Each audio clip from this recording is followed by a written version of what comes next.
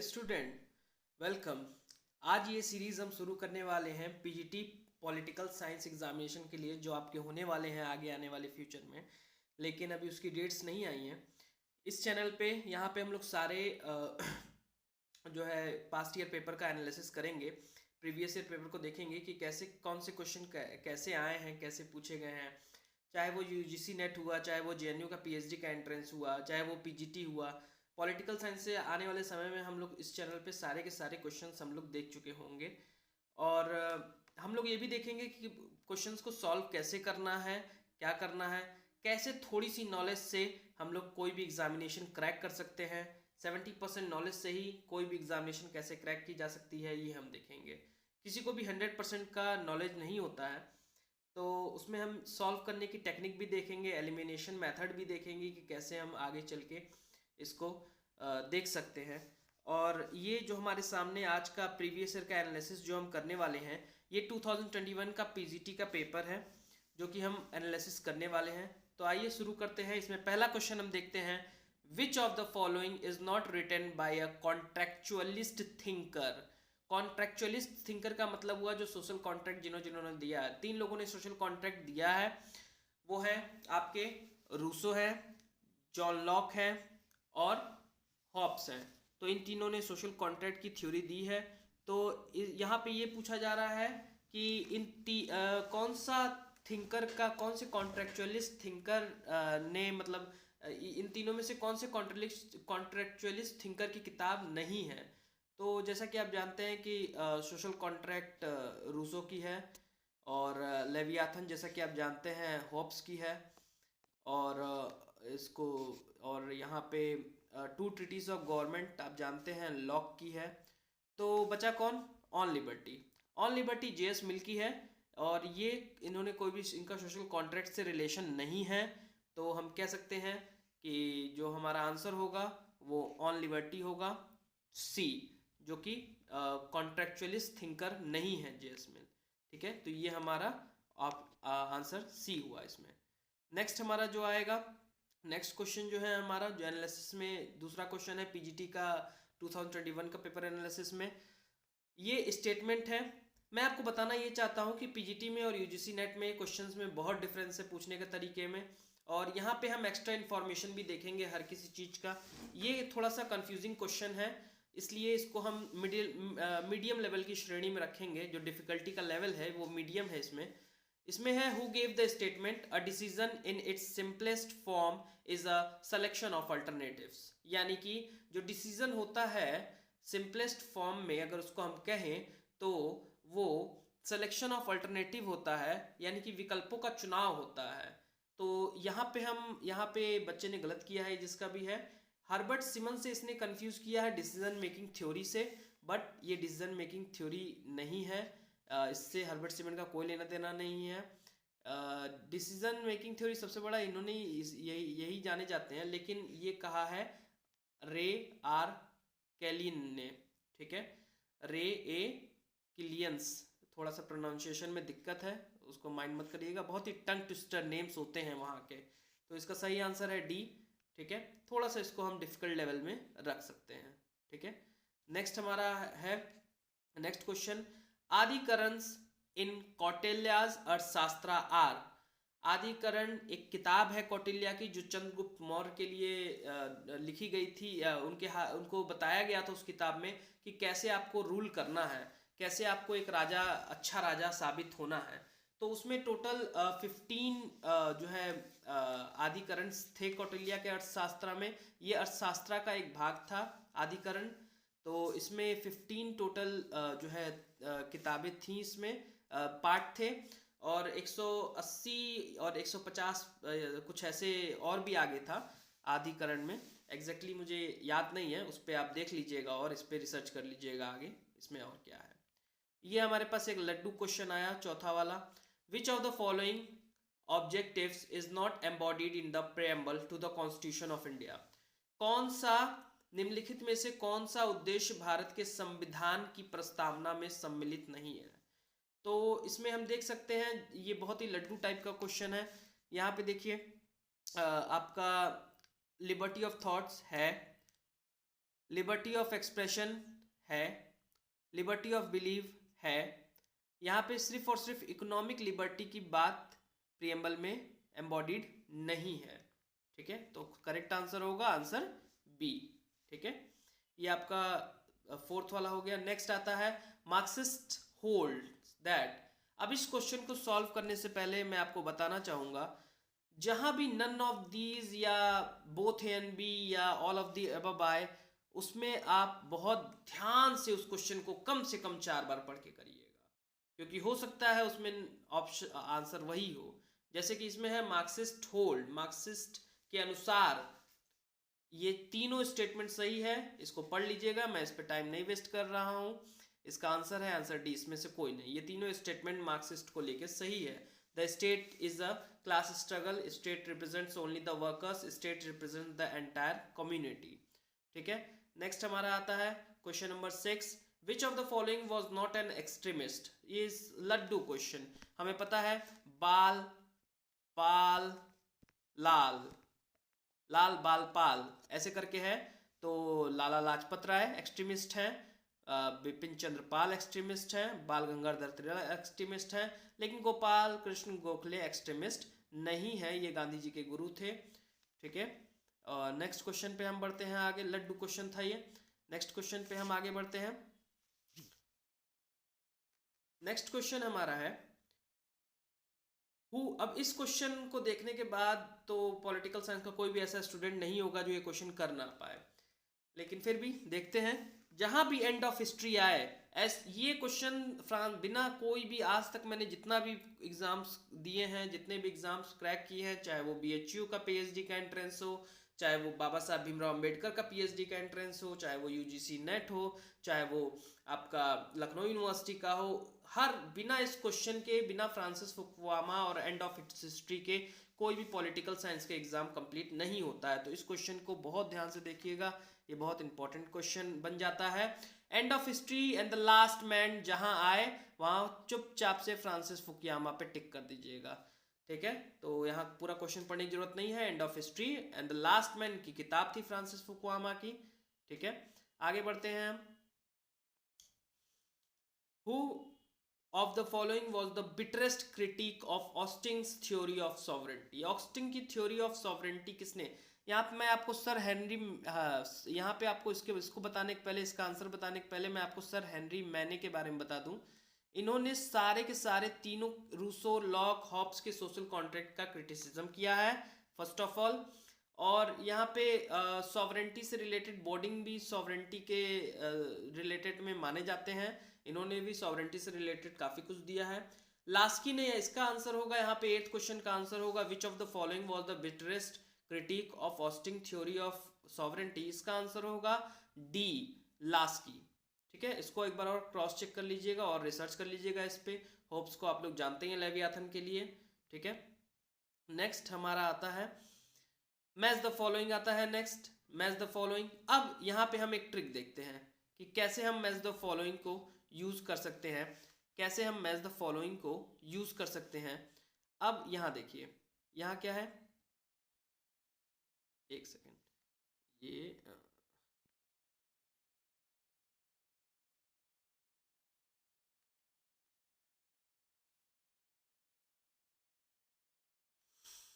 अब यहाँ पे चार्ट यहाँ पे दिया हुआ है कि लिस्ट 1 एंड लिस्ट 2 हमें मैच करना है। तो हम देख सकते हैं सीधा सीधा कि मॉर्गेनथाउ को हम कहाँ से मैच कर सकते हैं। मॉर्गेनथाउ को हम मैच कर सकते हैं, मैं इसको एडजस्ट कर लूँ। मॉर्गेनथाउ को हम मैच कर सकते हैं।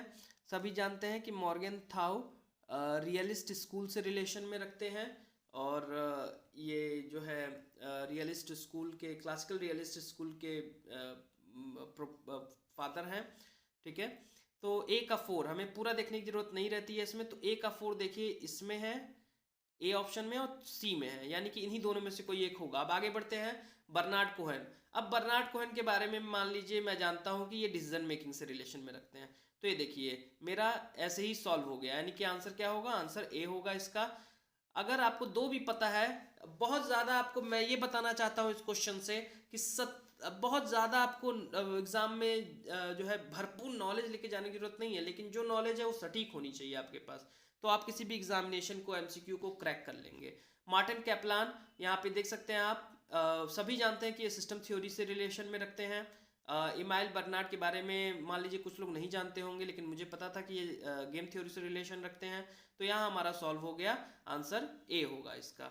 नेक्स्ट आते हैं, नेक्स्ट हमारा नेक्स्ट क्वेश्चन आते हैं। नेक्स्ट क्वेश्चन में क्या आता है हमारा,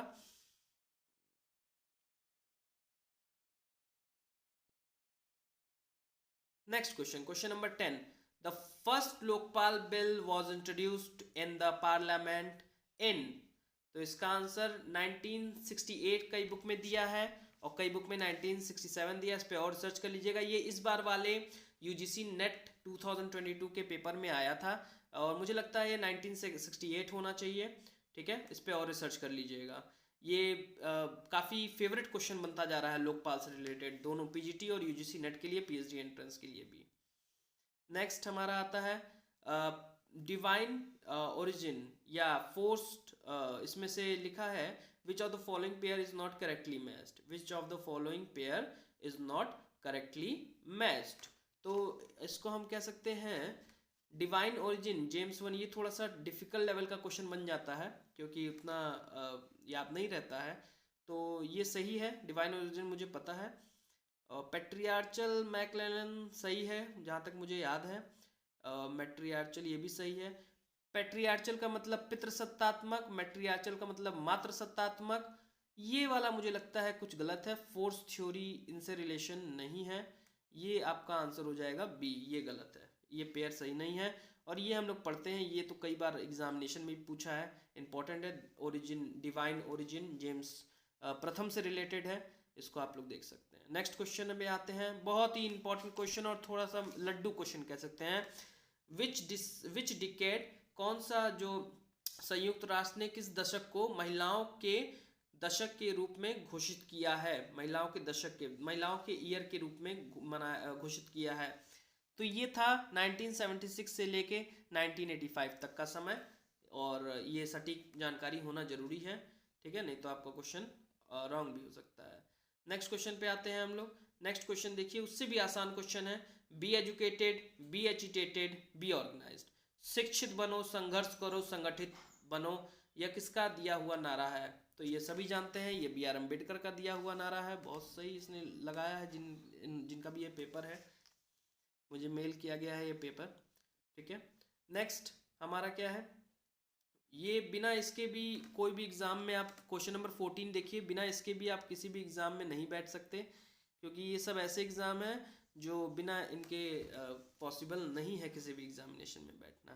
तो आप देख सकते हैं इसमें से कौन सा करेक्ट नहीं है, हमें ये बताना है।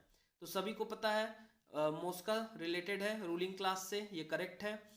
पैरेटो रिलेटेड है माइंड एंड सोसाइटी से, Pareto circulation of elite theory से भी रिलेटेड है। Pareto history is the graveyard से भी रिलेटेड है। पैरेटो एक माइंड एंड सोसाइटी से भी रिलेटेड है, ये करेक्ट है। Robert Mitchell political parties, Robert Mitchell political parties से रिलेटेड है, ठीक है। और जो है सी राइट मिल, आपको याद होगा एक इसमें आते थे, वो भी पावर एलिट से वो रिलेटेड है, तो ये भी सही है। Power Robert Mitchell political party, ये भी सही है।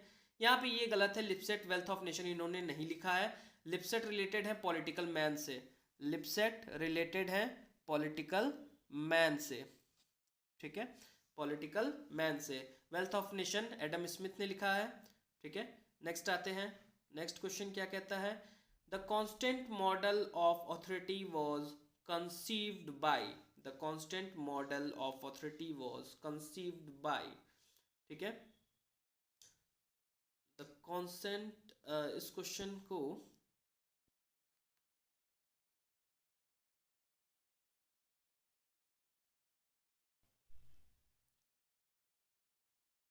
एटीन नंबर जो क्वेश्चन है, the consent model of authority was conceived by, यानी कि सहमति मॉडल जो था वो दिया गया था,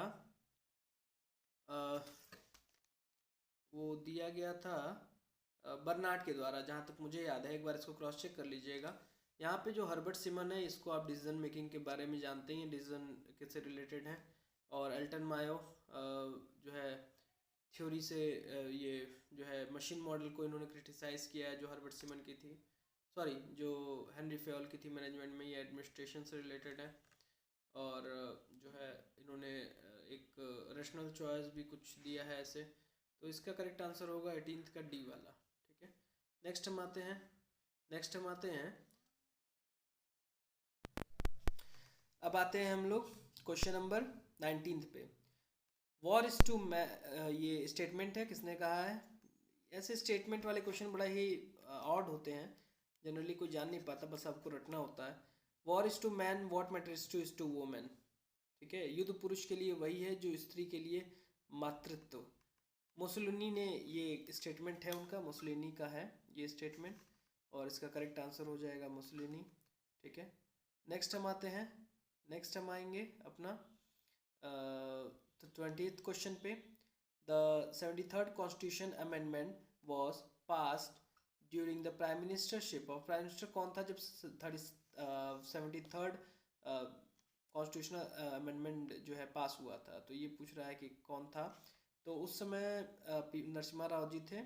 और आप लोग जानते हैं इस तरह की क्रोनोलॉजी भी पूछता है, ये जो यहाँ पे प्राइम मिनिस्टर का दिया हुआ है इसका क्रोनोलॉजी भी पूछता है, तो थोड़ा डेट वगैरह याद करना पड़ेगा। 1992 में नरसिम्हा राव जी थे, उसी समय 73rd अमेंडमेंट आया था कॉन्स्टिट्यूशन, 73rd 74th, और इससे रिलेटेड बहुत से क्वेश्चंस आते हैं, और इसको एक बार और रिसर्च कर लीजिएगा, देख लीजिएगा। नेक्स्ट क्वेश्चन हम आते हैं। द स्टेटमेंट, ये भी स्टेटमेंट है। The state is an ethical institution which is indispensable. Indispensable का मतलब जो कि अलग ना किया जा सके। ठीक है, for the full moral development of man is attributed to. Moral development, जहाँ पे स्टेट की बात आए, जहाँ मॉरल की बात आए, जहाँ एथिक्स की बात आए, जहाँ मॉरल की बात आए, जहाँ डेवलपमेंट की बात आए, जहाँ एक मैन की बात आए, ये इंडिविजुअलिस्ट से रिलेटेड है, क्योंकि सॉरी ये सब आइडियलिस्ट से रिलेटेड है, क्योंकि इंडिविजुअलिस्ट कभी भी स्टेट को अच्छा नहीं मानते हैं। और आपका एनार्ची मतलब अराजकतावाद, इसमें तो स्टेट होता ही नहीं है। और मार्क्सिस्ट भी एक तरह से स्टेट को लेके, इनका भी यही है कि स्टेट एक्सप्लॉयट करता है, स्टेट बर्बाद करता है जो गरीब तबका है उसको। तो जो स्टेट की अच्छाई की बात करेगा उसका आंसर आपका यही होगा, बी वाला होगा, आइडियलिस्ट इसका आंसर होगा। Next, which of the following is not a device for maintaining balance of power. इस क्वेश्चन में थोड़ा सा मुझे डाउट है, क्योंकि इस क्वेश्चन में मैंने रिसर्च किया तो इसमें ये भी सही है, ये भी सही है, ये भी सही है, ये भी सही है। इसका क्वेश्चन का मतलब ये है कि कौन सा ऐसा डिवाइस नहीं है जो बैलेंस ऑफ पावर को मेंटेन करने में हेल्प नहीं करता है, जो कि संतुलन बनाने में जो है कंट्रीज के बीच में हेल्प नहीं करता है। तो ये सारे हेल्प करते हैं। अलाइमेंस, काउंटर अलाइमेंस, मतलब कि मित्र बनाना, और प्रति में और भी मित्र बनाना। आर्मामेंट डिसआर्मामेंट बढ़ाते जाइए। जब आर्मामेंट का मतलब है कि आप और ज़्यादा वेपन इकट्ठा करते जाइए, तो गोला बारूद इकट्ठा करते जाइए, तो आप भी इकट्ठा कर रहे हैं, हम भी इकट्ठा कर रहे हैं, तो हम दोनों को डर रहेगा, हम दोनों हमला नहीं करेंगे, तो इससे भी बैलेंस ऑफ पावर, इससे भी जो है संतुलन बना रहता है। डिसआर्मामेंट, आप भी अपना तोप गोला बारूद फेंक दीजिए नदी में, हम भी फेंक दें, तो आपको भी डर नहीं रहेगा हमला का, हमको भी डर नहीं रहेगा, तो इससे भी होता है। कंपनसेशन का मतलब है आपने मेरा कुछ नुकसान किया, उसके बदले आपने कुछ हमें दे दिया, तो ये भी एक तरह का बैलेंस ऑफ पावर मेंटेन करने के लिए है। नॉन इंटरवेंशन जैसे स्विट्जरलैंड, किसी के फटे में टांग ना अड़ाना, तो ये भी एक तरह का मेंटेन करता है बैलेंस ऑफ पावर। तो ये क्वेश्चन थोड़ा सा मुझे रॉन्ग लगा, इसमें से सारे ऑप्शन करेक्ट हैं। नेक्स्ट हम आगे बढ़ते हैं। क्वेश्चन नंबर, थोड़ा सा यहाँ पे क्वेश्चन का जो सीक्वेंस है वो मुझे लगता है कि थोड़ा सा गड़बड़ हुआ है। नेक्स्ट हम आगे बढ़ते हैं 15 नंबर, यहाँ 22 के बाद यहाँ पे थोड़ा सा एक पेज मुझे लगता है ये वाला छूट गया था। तो नेक्स्ट हम आते हैं यहाँ पे 15th क्वेश्चन, ये 3 क्वेश्चन हमारे छूट गए थे, 15, 16 और 17 आई थिंक, देख लेते हैं तीनों को। The public corporation is accountable to the, public corporation का मतलब होता है जो पब्लिक कंपनियां होती हैं, जो गवर्नमेंट की कंपनियां होती हैं, जो गवर्नमेंट के जो काम धाम देखते हैं, लोक निगम वगैरह, वो किसको जवाबदेही, किसकी उत्तरदायित्व, किसके तरफ वो होते हैं, मतलब किनको उनको उत्तर देना पड़ता है कोई भी काम हो। तो इसका आंसर हमें लगता है कहीं ना कहीं इसका आंसर होगा आपका, हमें जो इसको एक बार चेक कर लीजिएगा, हमें तो लगता है वो पार्लियामेंट होना चाहिए, एक बार आप चेक कर लीजिएगा इसको, या ब्यूरोक्रेसी और पार्लियामेंट में मुझे थोड़ा सा कंफ्यूजन है, इसको चेक कर लीजिएगा, क्वेश्चन नंबर 15 को चेक कर लीजिएगा। आगे बढ़ते हैं, 16 नंबर देखते हैं, ये बहुत ही आसान है। अब यहाँ पे मैं आपको बताऊंगा कि कैसे मैच द फॉलोइंग में आपको सभी इसमें मिलाना है करेक्ट, कि कौन सा करेक्ट है, मतलब इसमें मिलाना है करेक्ट से। तो इसमें आपको मैं बताना चाहूँगा कि आपको सारे जानने की ज़रूरत नहीं है, आपको सिर्फ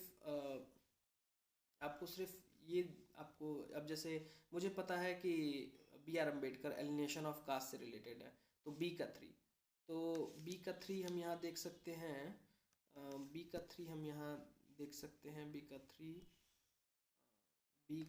3 हम यहाँ देख सकते हैं, ये रहा बी का 3, इसमें है और इसमें है, यानी कि ए नहीं होगा और सी नहीं होगा, ठीक है, बी और डी में से ही आपको ये होगा। मुझे पता है सावरकर जी हिंदुत्व को लेके बहुत ज़्यादा एक्टिव रहते थे, तो डी का 4 ये रहा, और हमारा ये क्रैक हो गया, यानी कि इसका आंसर होगा बी। यानी कि आपको सिर्फ 2 ही जानने की ज़रूरत है। मुझे जैसे कि कन्फ्यूज़न था कि MS गोलवाकर जी किससे रिलेटेड है, तो ये बंच ऑफ थॉट से रिलेटेड है। अभी यहाँ आप इसको जो है जान सकते हैं कि ये बंच ऑफ थॉट से रिलेटेड है, ठीक है। नेक्स्ट हमारा आता है नेक्स्ट क्वेश्चन, इसी तरह महात्मा गांधी भी देख लीजिए, हिंद स्वराज से रिलेटेड है, तो इसका आंसर यहाँ पे हो जाएगा बी, आपका इसका आंसर करेक्ट हो जाएगा। नेक्स्ट हमारा जो क्वेश्चन है वो है अरेंज द फॉलोइंग सेक्रेटरी, ये बहुत ही इसमें आप ऑप्शन देख के इसको सॉल्व कर सकते हैं। अब जैसे ये सारे सेक्रेटरी हैं, UN के सेक्रेटरी जनरल हैं, अब सबका डेट याद रखना बहुत पॉसिबल नहीं है, तो आपको याद होगा कि सबसे पहला कौन बना था, आपको याद होगा सबसे पहला ये थे, थर्ड वाले लिए, ठीक है। उसके बाद डॉग हेमसमार्क थे, तो अगर आपको ये याद है तो थर्ड से स्टार्ट होता हुआ एक ही है, सी। इस तरह से आप क्या कर सकते हैं, किसी भी क्वेश्चन को क्रैक कर सकते हैं बिना बहुत ज़्यादा जाने हुए उस क्वेश्चन के विषय में। बस वहाँ पे एग्जामिनेशन हॉल में आपको अपने दिमाग को थोड़ा सा संतुलित रखना है और सोचने समझने की शक्ति को बरकरार रखना है। इस तरह से तो पहला हो गया, ये हो गए, दूसरा डॉग हेमसमार्क हो गए, तीसरा यूथांग हो गए, चौथा ये इस तरह से इसके क्रोनोलॉजी ऑर्डर भी पूछे जाते हैं, याद रखिएगा, ठीक है। और इनसे रिलेटेड कुछ बुक्स वगैरह या कुछ थॉट्स या कुछ लाइंस भी पूछी जाती हैं। आगे नेक्स्ट जो हमारा क्वेश्चन है 23rd, over himself, over his mind and body the individual is supreme, ये J.S. मिल का कथन है, ये उन्होंने अपनी बुक ऑन लिबर्टी में कहा था। बस इसको याद है तो याद रख सकते हैं, बहुत ज़्यादा इस पर रिसर्च करने की ज़रूरत नहीं है। अब जो नेक्स्ट क्वेश्चन है उसके बिना कोई भी पॉलिटिकल साइंस का एग्जामिनेशन पूरा नहीं होता है। एक ये क्वेश्चन और एक end of history, Francis Fukuyama की किताब है, एंड द लास्ट मैन, ये end of history and the last man, ये फ्रांसिस फुकुयामा जी की किताब है।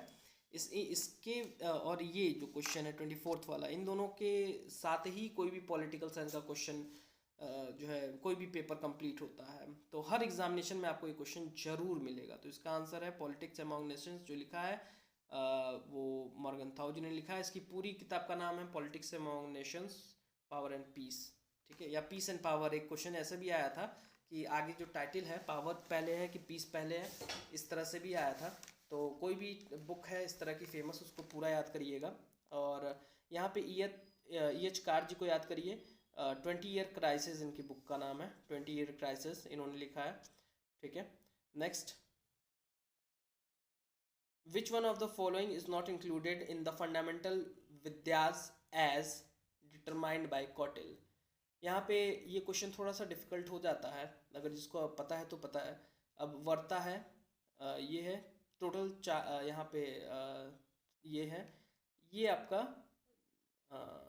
निरुक्त नहीं है, ये रॉन्ग है।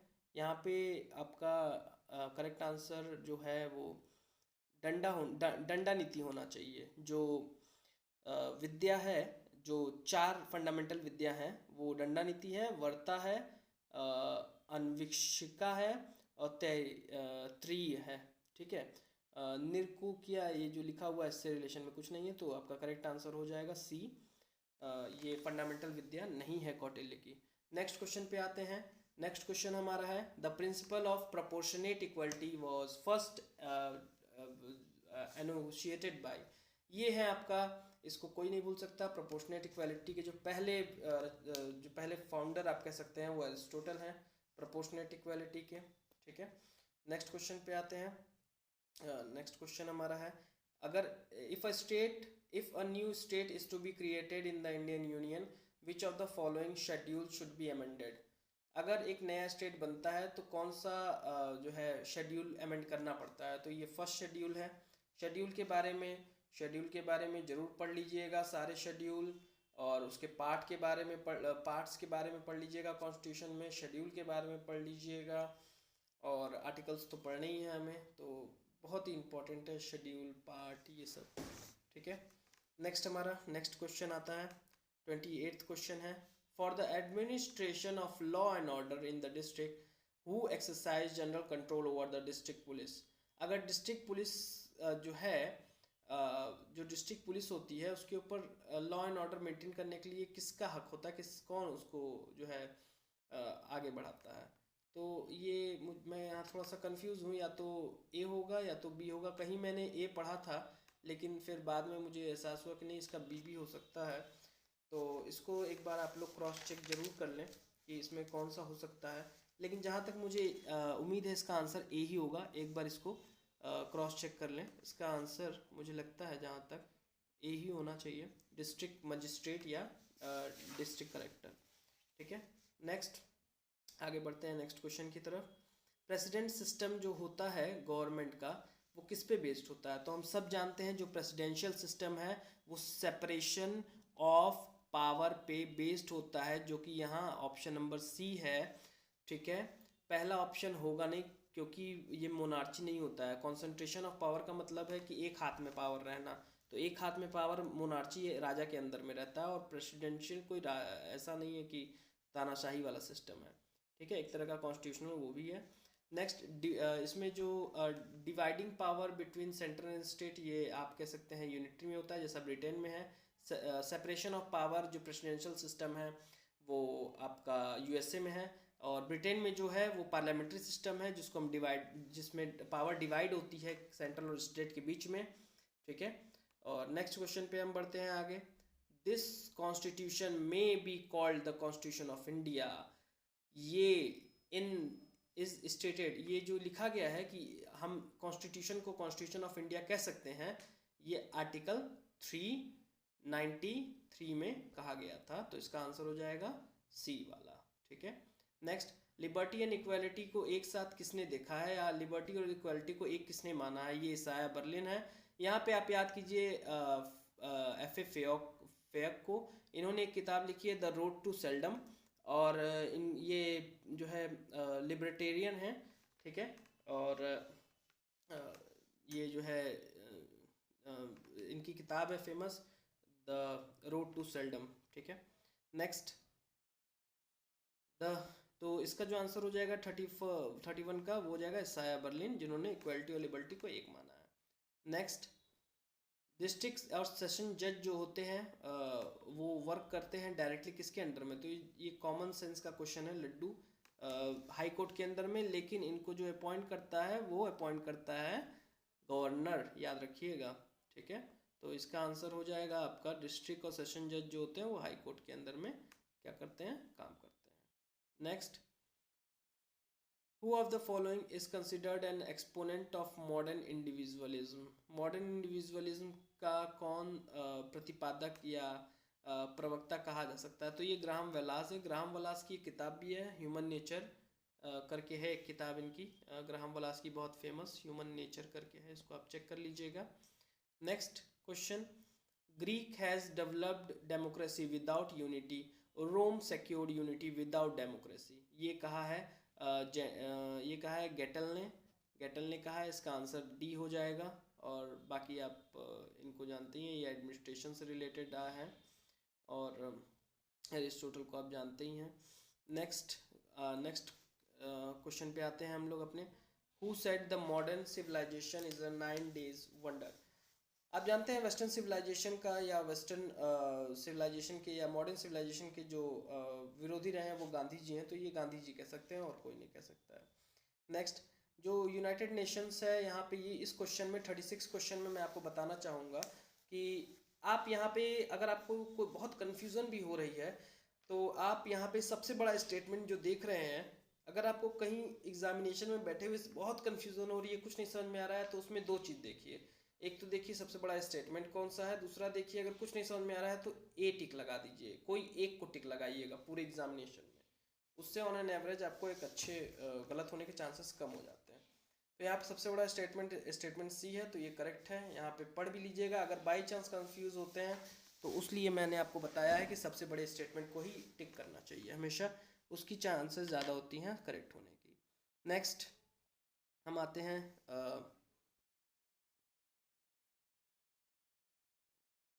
नेक्स्ट क्वेश्चन पे 37th क्वेश्चन क्या कह रहा है। Jayaprakash Narayan pitches concept of, Jayaprakash Narayan ने कौन सी अवधारणा दी थी, तो ये टोटल रिवॉल्यूशन को है, ये बच्चे को पता है। Next question, which of the following is not the characteristic of the parliamentary government. Parliamentary government के बारे में आप सभी को पता है, संसदात्मक, ड्यूल एग्जीक्यूटिव होता है, उसमें प्राइम मिनिस्टर लीडर होते हैं, कलेक्टिव रिस्पॉन्सिबिलिटी होती है, ये तीनों फीचर है पार्लियामेंट्री फॉर्म ऑफ गवर्नमेंट के। बट मैंने आपको भी पिछले क्वेश्चन में बताया है कुछ पहले कि सेपरेशन ऑफ पावर जो होता है वो जो है प्रेसिडेंशियल फॉर्म में होता है, और डिवीजन ऑफ पावर या डिवाइडिंग ऑफ पावर होता है पार्लियामेंट्री में। तो यहाँ सेपरेशन है, तो ये आंसर सही हो जाएगा। यहाँ पूछ रहा है कि कौन सा फीचर नहीं है, कैरेक्टरिस्टिक नहीं है पार्लियामेंट्री गवर्नमेंट का, तो ये तीनों है, ये नहीं है, तो डी वाला आपका राइट आंसर हो जाएगा इसका। नेक्स्ट आगे बढ़ते हैं। Which of the following is an example of auxiliary agency in the government of India? बहुत ही इंपॉर्टेंट, यहाँ 3 तरह की एजेंसी होती है, line agency, staff agency, auxiliary agency. Auxiliary agency का काम ये होता है इन दोनों एजेंसीज को सपोर्ट करना, ठीक है। तो ऑक्सिलरी एजेंसी यहाँ पे ये सी वाला इसका आंसर होगा, central public work department. NITI Aayog आपका स्टाफ एजेंसी है, ठीक है। सबसे बड़ा जो एक्सपर्ट्स की एजेंसी होती है, एक्सपर्ट्स का जो ग्रुप होता है वो लाइन में आते हैं, ठीक है। ये सीक्वेंस है इसका, line, staff, auxiliary. Next, the history of all hitherto existing society in the history of class struggle, these lines appears in the book। किस बुक में ये लाइन कही गई है, कार्ल मार्क्स, तो ये कही गई है कम्युनिस्ट मैनिफेस्टो में। इसका आंसर होगा आंसर बी, ठीक है। नेक्स्ट, और इससे रिलेटेड एक और चीज़ मैं आपको बता दूं, प्रॉपर्टी ऑफ फिलॉसफी जो है, ये कार्ल मार्क्स की तो किताब है ही है, इससे ठीक उल्टा एक और किताब है फिलॉसफी ऑफ प्रॉपर्टी, वो शायद प्रूधो की है, एक बार आप चेक कर लीजिएगा, प्रूधो या हीगल किसी में से है, तो कंफ्यूज मत होइएगा, ये सारी किताबें आप लर्न कर सकते हैं यहाँ से। तो इसका आंसर है आंसर बी, कि किसने ये क्लास स्ट्रगल की बात किस बुक में की गई है कार्ल मार्क्स के, तो answer B, communist manifesto. Next आते हैं हम यहाँ पे, the doctrine of judicial review originated in which country. जो जुडिशियल रिव्यू का जो डॉक्ट्रिन है न्यायिक पुनर्लोकन, ये यूएसए से आया है, यूएसए से हमने भी अडॉप्ट किया है। ब्रिटेन से हमने जुडिशियल एक्टिविज्म अडॉप्ट किया है, जुडिशियल एक्टिविज्म अडॉप्ट किया है, ठीक है। नेक्स्ट, तो इसका आंसर हो जाएगा यूएसए, ठीक है। Next 42, a rigid constitution is that. Rigid का मतलब होता है बहुत ही ज़्यादा, जिसको बहुत जल्दी हम लोग जो है चेंज ना कर पाएँ। रिजिड का मतलब ये होता है, फ्लेक्सिबल का मतलब कि बहुत जल्दी जो चेंज हो जाए। तो यहाँ सबसे बड़ा स्टेटमेंट वही करेक्ट आंसर। मैं पढ़ नहीं रहा हूँ, आप पढ़ लीजिएगा, बाकी ये सब रॉन्ग है। ए बी डी, ये सी इज़ द राइट आंसर। ठीक है, कैसे एक रिजिड कॉन्स्टिट्यूशन जो जल्दी कठोर कॉन्स्टिट्यूशन होता है जो चेंज नहीं किया सकता, वो कैसे चेंज हो सकता है। मतलब इन द रिजिड का मतलब होता है कि बहुत ही आसानी से जो ना बदला जा सके। आगे बढ़ते हैं। Law as a as the pure voice of God and reason may thus be defined as reason free from all passion, who gave this definition। ये definition सिटी ऑफ गॉड लिखा गया है सेंट थॉमस एक्विनास के द्वारा। तो मैं इसको यही टिक करूँगा, एक बार इसको रिचेक कर लीजिएगा इस क्वेश्चन को, मैं कंफर्म नहीं हूँ। मैं एक्विनास और अगस्टाइन में थोड़ा सा कंफ्यूज हो जाता हूँ कभी कभी, आप इसको चेक कर लीजिएगा। यहाँ गॉड का जिक्र है, इस वजह से मैंने इसको टिक किया है। नेक्स्ट, यूटोपियंस, ये बहुत ही रिपीटेड क्वेश्चन है। यूटोपियन इसको मैच करना है, तो यूटोपियन सोशलिज्म, और यहाँ पे आप देख सकते हैं। तो जैसा कि मैंने आपको बताया कि मुझे आइडिया है कि गिल्ड सोशलिज्म जीडीएच कोड से रिलेटेड है, तो डी के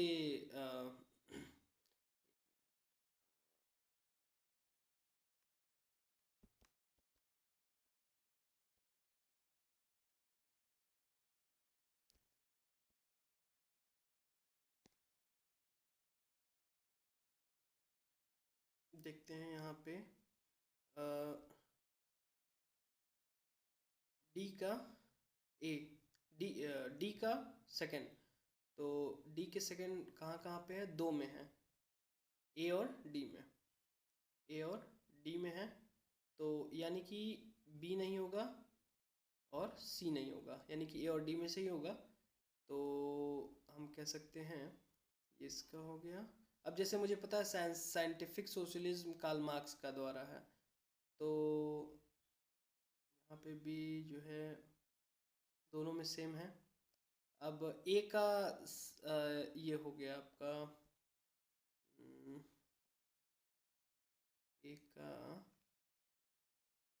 ए का ये, तो सेंट सेमन, ओके। तो ये आपका बन गया, ये आपका ऑप्शन नंबर डी इसमें करेक्ट होगा, ऑप्शन नंबर डी इसमें करेक्ट होगा। Next 45th, the office of governor general of India was first time provided by ये चार्टर्ड 1833। इसको थोड़ा थोड़ा आप लोग पढ़ सकते हैं, एकदम थोड़ा थोड़ा, बहुत डीप में जाने रहे हैं। अब यहाँ पे हम देखते हैं, फिर से ये मैचिंग वाला क्वेश्चन आ गया। यहाँ पे हम देखते हैं, जैसे मुझे पता है कि बी का सब पूरा आपको जानने की ज़रूरत नहीं है। जैसे WSF मुझे पता है कि वर्ल्ड सोशल फोरम है, सोसाइटी से रिलेटेड है, तो ग्लोबल सोशल मूवमेंट से इसको मैं मिला दूंगा। तो डी के 4 से हमारा काम नहीं बना, सिर्फ एक गया। इसी तरह ट्रिप्स मुझे पता है, ट्रिप्स हमको मनोज त्रिपाठी सर ने पढ़ाया था। ट्रिप्स का मतलब है वर्ल्ड ट्रेड से रिलेटेड है, तो सी का टू एक में है, तो मेरा काम ये बन गया, यानी कि ए इसका आंसर होगा। बाकी मुझे देखने की जरूरत नहीं है, लेकिन आप जरूर देख लीजिएगा। मॉन्ट्रेस प्रोटोकॉल, चलिए देख ही लेते हैं। मॉन्ट्रेस प्रोटोकॉल से रिलेटेड क्लाइमेट से रिलेटेड है, क्लाइमेट चेंज, ठीक है। तो A is the answer for this question. Next आगे बढ़ते हैं हम लोग, नेक्स्ट आगे बढ़ते हैं।